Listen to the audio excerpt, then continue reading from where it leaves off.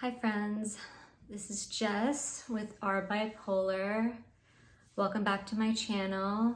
If you're new here, a little bit about me. I was diagnosed bipolar 1 about 24 years ago when I was 19 years old. Some consider me high functioning, but as you'll see today, I do still have symptoms. So doing something different today. I'm actually in my office at home. I'm taking a little break from work.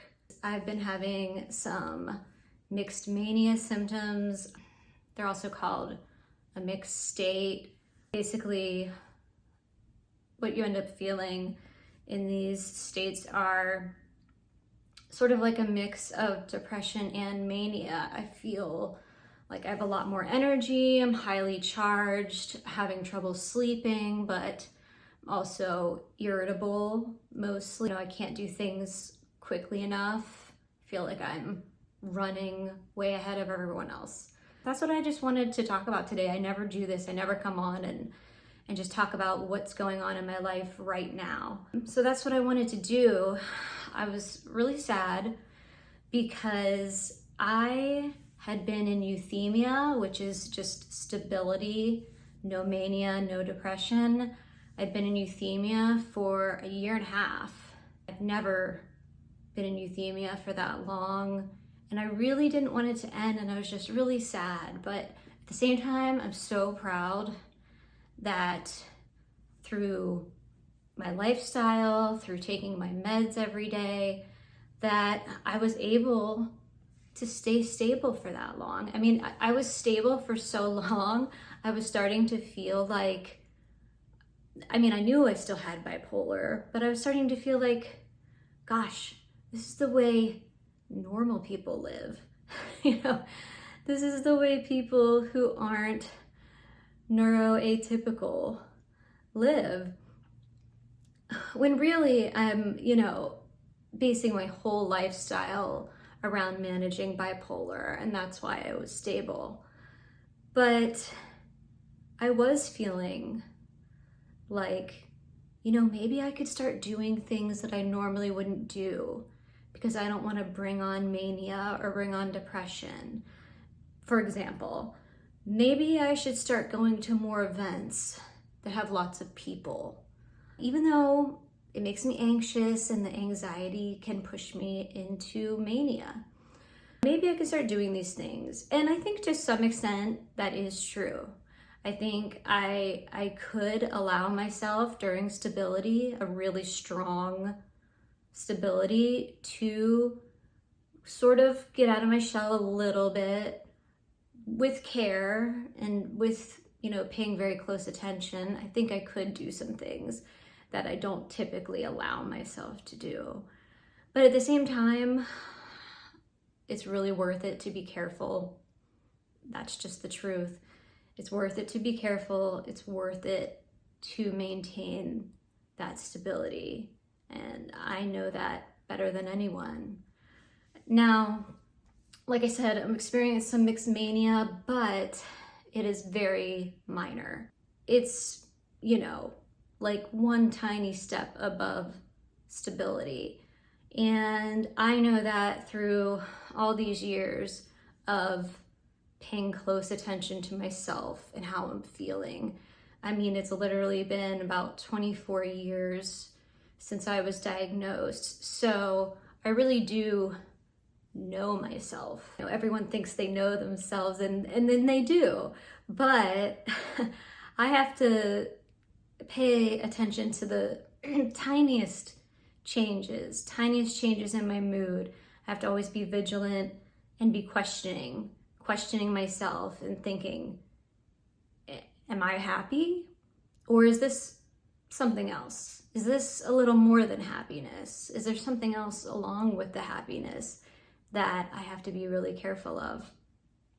Now, it's also something that sometimes friends or family can notice, and I think it's really good for friends and family to pay attention. I think in my case, I'm catching it so early that no one would know but me.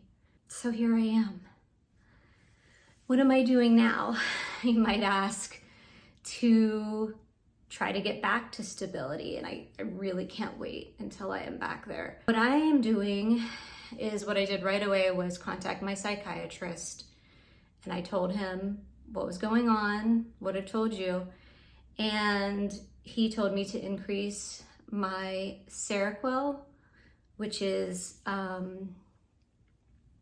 sorry, my memory is also affected, which is my antipsychotic medicine. And he asked me to increase it about double, but I take such a small dose that doubling it is really not very much. So I did that, and I did that for a few days, and it actually did not seem to be helping. And then I got to where I am, where I felt like I am technically out of stability. So I emailed him again, and I said, you know, I still am not feeling right. And he said to increase it a little bit more, which I did. And I am happy to report that I am sleeping just as much as I always have, doing really well considering. The Seroquel, at least in my case, I have never increased the Seroquel to combat any kind of mania or hypomania and had it just like, it doesn't just miraculously make you stable. That doesn't happen. You also have to deal with side effects of the drug, which for Seroquel can make you feel really tired, and some people will say comatose. So on my dose, it's very low, so I don't feel that way, but it can make me feel tired. In any case, the Seroquel is combating a lot of my symptoms, or just making them much less. But I am still having light symptoms, and that is normal. Like I said, these drugs are not miracle drugs. If, you know, I take lithium on a daily basis, if lithium was a miracle drug, I wouldn't be having any symptoms right now. But I'm very pleased with how it's going, that the Seroquel is helping, that I'm still sleeping, that I'm still able to work, which is why I'm in my office right now. I've already had 3 meetings today, and I doubt anyone knew anything was different. Maybe I was a little more talkative today, but probably not. So I'm just excited that I'm feeling relatively good, but the problem is when I start to get symptoms, they'll last for, a month is like on the short end. Usually over a month before I can get back to my baseline. And of course, you know, my birthday is next week, and it's like all these things that, you know, you don't want to be dealing with symptoms anytime, but you don't want to have to deal with symptoms on your birthday.